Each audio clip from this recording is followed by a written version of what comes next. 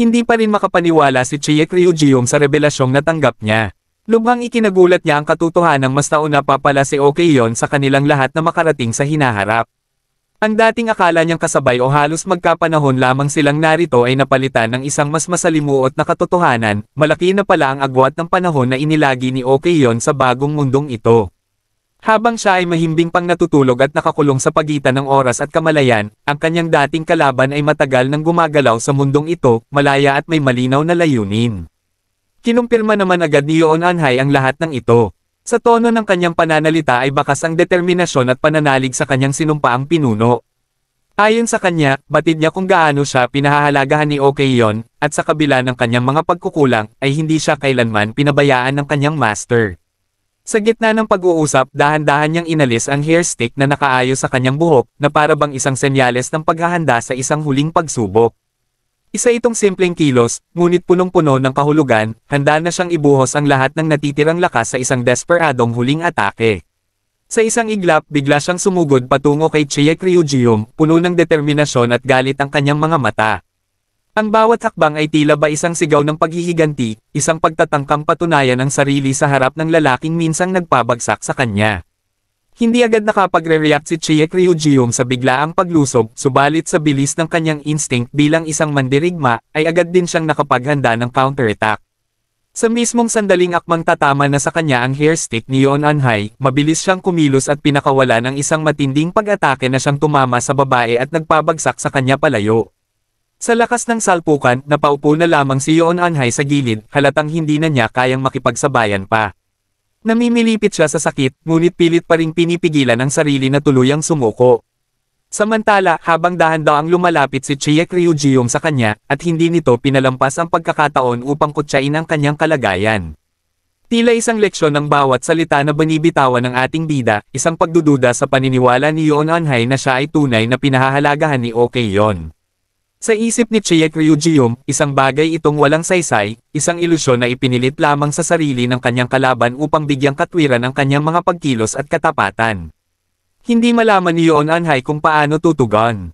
Hindi niya masabi kung hindi ba niya naiintindihan ang sinasabi ni Chie Ryujium o sadyang nagbibingi-bingihan lamang siya upang hindi masaktan ang katotohanang ayaw niyang tanggapin. Sa ilalim ng malamlam na ilaw at sa gitna ng mga nawasak na dingding ng lugar na minsang naging tahimik na tagpuan, ay muling nagtanong si Chie Ryujium. Tahimik ngunit mariing tinanong niya si Yoon Anhai kung gaano na ba siya katagal sa lugar na ito. Matapos ang ilang segundong katahimikan, sumagot ang babae. Aniya, 1 buwan na siyang narito. Sa loob ng panahong iyon ay unti-unti siyang namuhay at nagpakilalang isang tao ng bagong panahon, nag-aabang ng utos, nagtatago sa likod ng peking katauhan, at naghihintay ng tamang pagkakataon upang muling magsilbi sa kanyang pinuno. Sa isang seryosong tinig, tinanong ni Chie Ryujium si Yoon Anhai kung kailan pa nagsimulang mabulok ang kanyang katawan. Isang tanong na hindi basta-basta binanggit kundi may malalim na dahilan. Napatigil si Yoon Anhai. Mabilis ang tibok ng kanyang puso habang unti-unting dumadaloy ang malamig na pawis mula sa kanyang sentido pababa sa kanyang pisngi. Pilit niyang iniiwasan ang paksa at sinabing hindi niya maintindihan. Ang ibig sabihin ng tanong. Halata sa kanyang kilos ang pagtatanggi, isang tahimik ngunit desperadong pagtakas sa katotohanan na ayaw niyang harapin. Ngunit hindi na muling pinahaba pa ni Chie Ryujium ang usapan. Muling pinakilos ng ating bida ang hawak niyang baston, isang simpleng galaw ngunit punong-puno ng intensyon. Sa isang iglap, nabiyak ang suot na kasuotan ni Yoon Anhai sa bahagi ng kanyang braso, at doon ay lumantad ang nakagugulat na katotohanan. Ang kanyang braso ay unti-unti nang nabubulok, waring sinisira ito mula sa loob. Matagal na palang naamoy ni Chie Ryujium ang mabahong amoy na taglay nito, ngunit minabuti muna niyang kumpirmahin ang kanyang hinala bago ito ilantad. Ngayon, ang kanyang kutob ay tuluyang napagtibay. Wala nang nagawa si Yoon Anhai kundi ang yumuko sa labis na hiya, at hindi na siya nakapagsalita pa. Ang lahat ng nais niyang itago ay tuluyan ng nabunyag, at ang katotohanang ayaw niyang tanggapin ay lumantad sa harap ng kanyang kaaway. Para kay Chie Ryujium, malinaw ang nangyayari. Sa kanyang palagay, pinapalabas lamang ni Okeyon na iniligtas niya si Yoon Anhai, ngunit ang totoo ay may ginawang kakaibang teknik sa katawan ng babae, isang teknik na unti-unting sisira at wawasak dito sa oras na mawalan na ito ng silbi. Malinaw ang mga senyales. Sa oras na wala na siyang pakinabang, sisirain siya ng mismong master na kanyang pinaglilingkuran. Hindi na napigilan ni Yoon Anhai ang kanyang sarili at napasigaw sa galit, pilit na ipinagtatanggol ang imahe ng kanyang master. Ayon sa kanya, imposibleng magawa iyon ni Okeyon. Walang anumang ebidensya o alaala siyang nagsasabing may ganoong uri ng teknik na ginamit sa kanya. Ngunit si Chiek Ryujium ay hindi natinag sa kanyang paniniwala. Aniya, hindi ito isang karaniwang teknik na madaling malaman o matutunan. Kaya kung hindi ito ipinaalam kay Yoon Anhai, isang posibilidad lang ang kanyang nakikita, hindi na siya mahalaga. Ang katotohanan iyon ay masakit, ngunit kinakailangan ng harapin. Ipinaliwanag ni Chiek Ryujium na kung tunay ngang mahalaga si Yoon Anhai kay Okeyon, bakit may ganitong uri ng sikreto? Bakit pinayagan siyang mabulok ng unti-unti habang binibigyan lamang ng mga simpleng trabaho para bang isang ordinaryong tauhan lang siya? Hindi ba't kung siya'y may tunay na halaga, dapat ay ipinaalam sa kanya ang buong katotohanan? Dahan-dahang bumigat ang loob ni Yoon Anhai habang ang bawat salitang binibitawan ng kanyang kalaban ay tila mga patalim na humihiwa sa kanyang kalooban.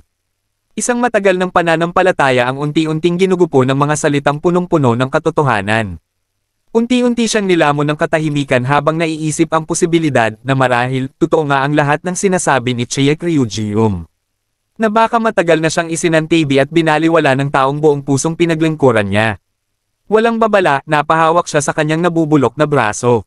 Ang kirot ay dumadaloy na rin sa iba't ibang bahagi ng kanyang katawan, waring isang babala na hindi na siya magtatagal.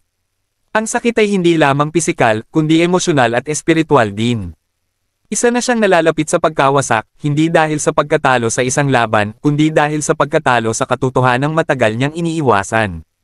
Ngunit bago pa siya tuluyang lumunin ng kawalang pag-asa, biglang nagsalita si Chiek Ryujium.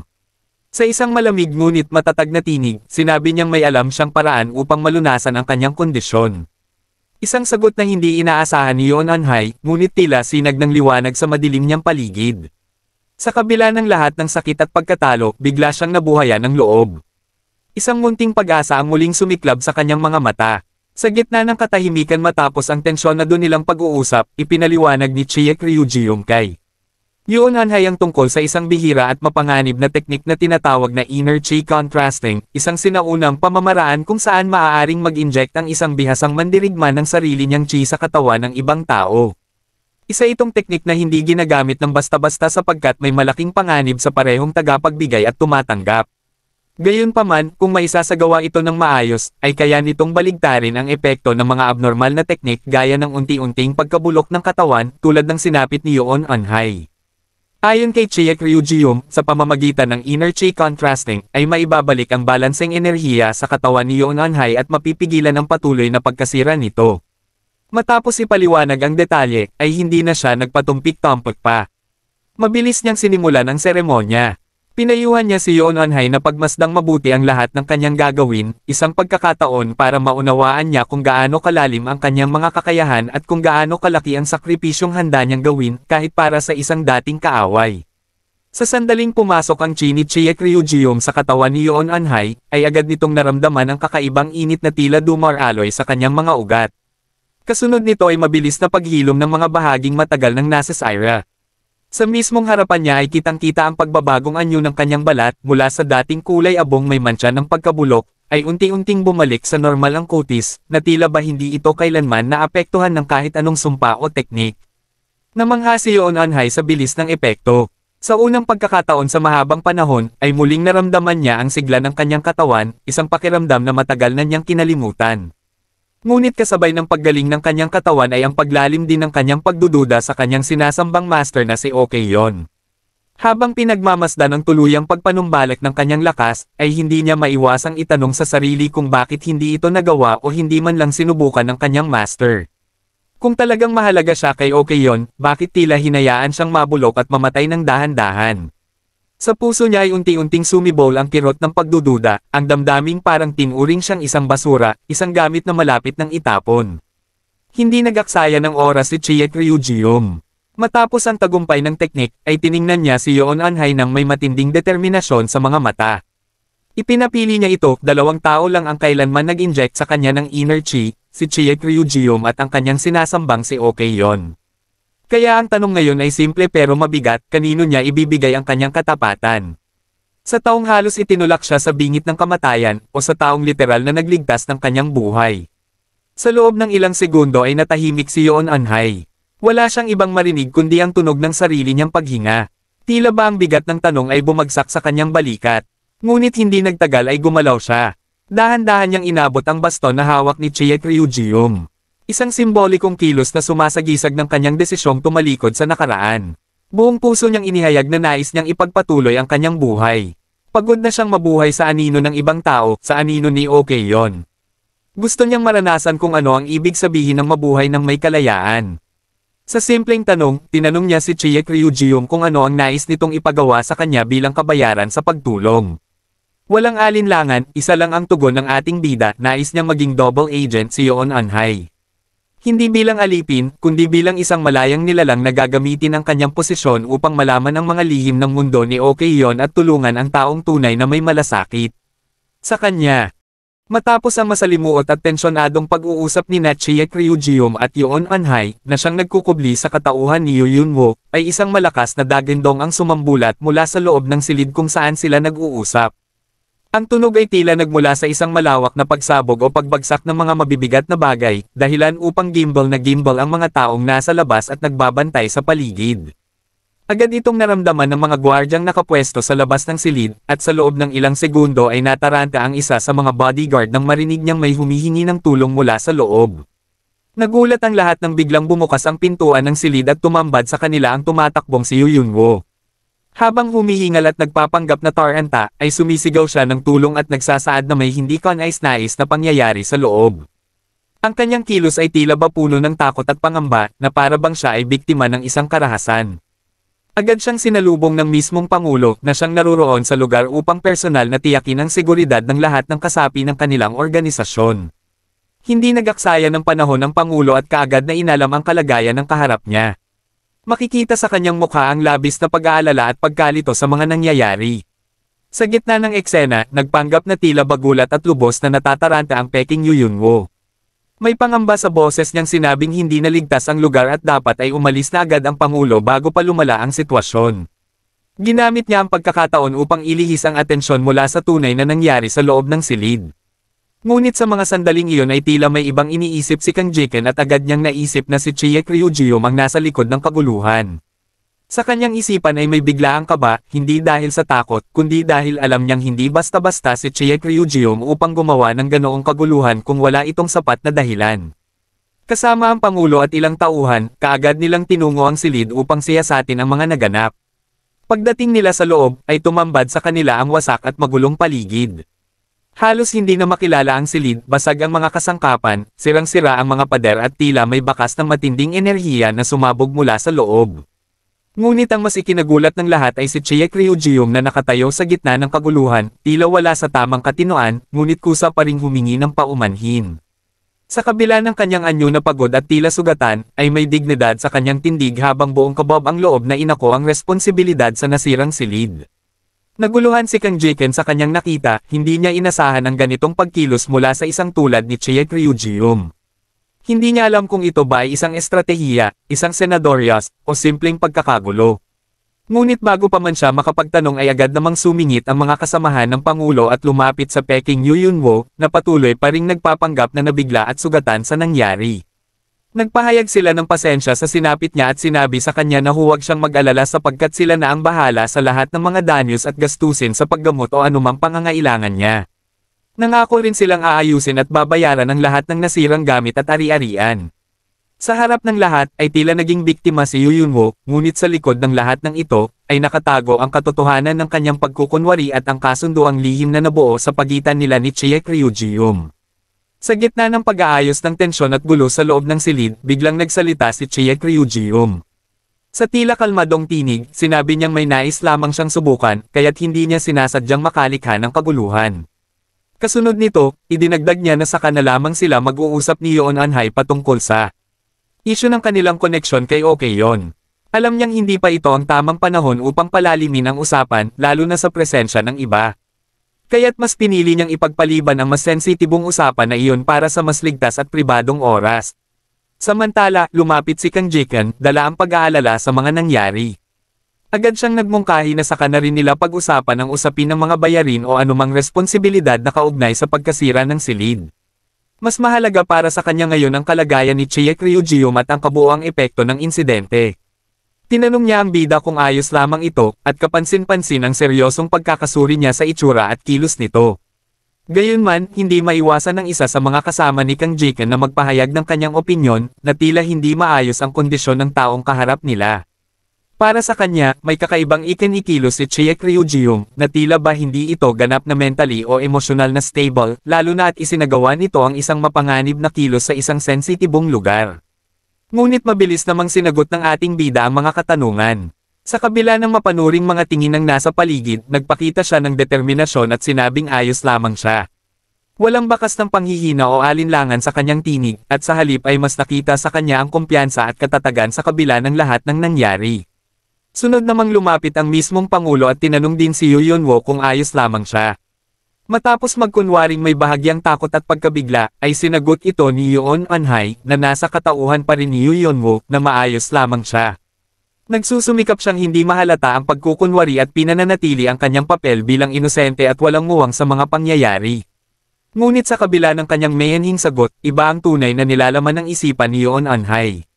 Sa loob-loob niya, ay gulat na gulat siya sa naging pag-uugali ni Chiek Ryujium.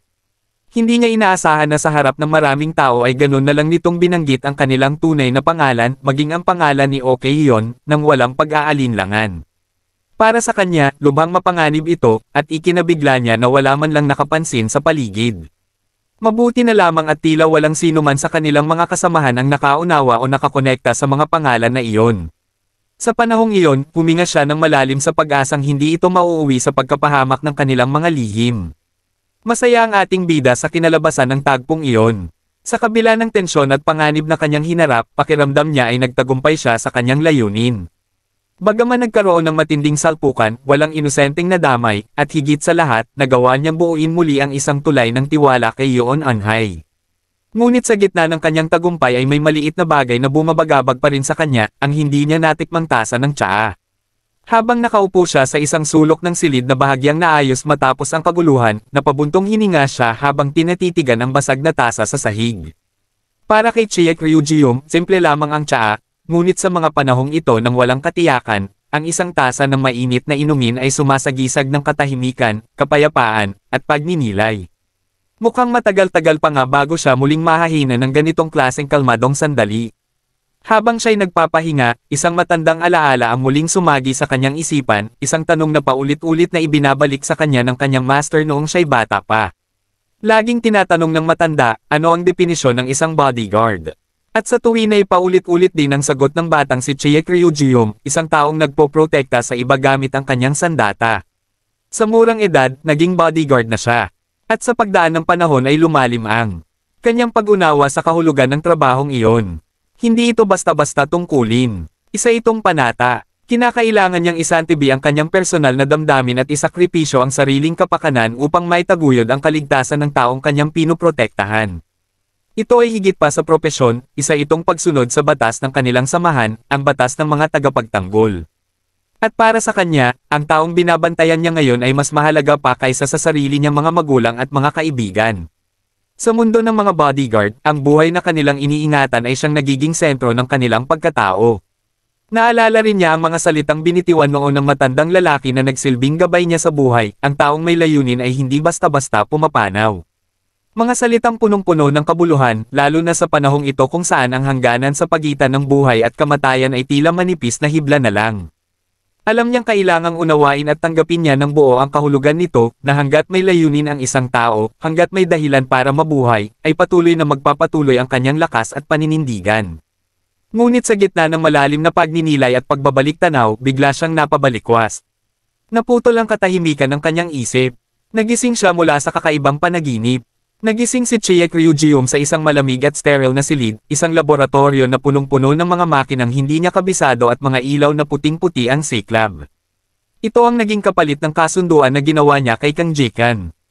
Bilang bahagi ng kanilang napag-usapan, isinailalim siya sa masusing obserbasyon at pagsusuri ng mga dalubhasa sa larangan ng siyensya at medisina. Habang sinusuri ng mga eksperto ang kanyang katawan, napansin nilang may kakaibang reaksyong nangyayari. Sa hindi inaasahang pagkakataon, biglang naging hindi stable ang enerhiya sa loob ng katawan ni Chiek Ryujium. Ang kanyang mga vital sign ay pumalo sa labas ng normal na antas, dahilan upang magkagulo ang ilang mga doktor at teknisyan. May ilan na agad nag-alerto sa mga security protocol ng laboratorio sa pangambang baka sumabog o magkaroon ng masamang epekto ang kanyang kondisyon. Ngunit nanatiling kalmado ang ating bida.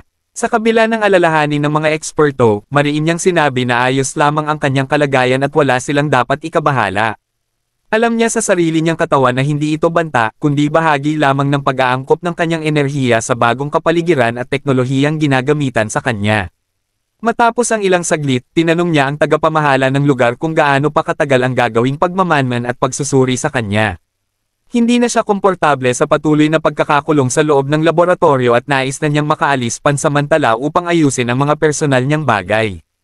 Maayos namang ipinaliwanag ng tagapangasiwa na dahil sa lawak ng kanilang layunin, aabutin pa ng mahabang panahon bago matapos ang kabuoang proseso ng pag-aaral. Ngunit kung nais niyang magpahinga, maaari muna nilang ipagpaliban ang ilang bahagi ng eksperimento at ituloy ito sa takdang panahon kapag siya'y handa na. Pumayag si Chiek Ryujium sa mungkahi ng lalaki. Pakiramdam niya'y kailangan din niya ng kaunting pahinga at may mga bagay siyang kailangang kausapin at ayusin sa labas. May mas mahalaga pa siyang misyon, higit pa sa sarili niyang katawan, na hindi pwedeng ipagpaliban ng matagal. Hindi pa rin siya makapaniwala sa panaginip na bumalot sa kanya bago siya nagising. Sa panaginip na iyon, muling umalangaw-ngaw sa kanyang isipan ang kanyang pagiging isang bodyguard, isang papel na matagal na niyang ginampanan at tila naging bahagi na ng kanyang kaluluwa. Isang papel na hindi niya basta-basta maialis sa kanyang pagkatao kahit pa sa kanyang panaginip ay bumabalik ito at paulit-ulit na nagpapaalala sa kanya ng tunay niyang layunin.